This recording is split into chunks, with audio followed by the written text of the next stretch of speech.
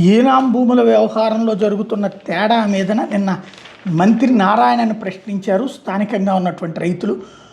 ఈ అంశాన్ని సాక్షి హైలైట్ చేసి ఈనాం భూముల సమస్యను తేల్చాలని మంత్రి నారాయణ హరిశ్చంద్రపురం గ్రామ సభలో రైతులు నిలదీశారు. ల్యాండ్ పూలింగ్లో భాగంగా వడ్డమాను హరిశ్చంద్రపురం గ్రామాల్లో శుక్రవారం నిర్వహించిన గ్రామ సభలకు ఎమ్మెల్యే తెనాలి శ్రవణ్ కుమార్, గుంటూరు కలెక్టర్ సాయికాంత్ వర్మతో కలిసి మంత్రి నారాయణ పాల్గొన్నారు. పలువురు రైతులు తమకు 1500 గజాల స్థలం 3 లక్షల రుణమాఫీ ఇవ్వాలని డిమాండ్ చేశారు. ఒకవేళ ప్రభుత్వం మారి అనుకున్న సమయానికి రిటర్నబుల్ ప్లాట్లు అందించకపోతే పరిస్థితి ఏంటని పలువురు రైతులు ప్రశ్నించారు.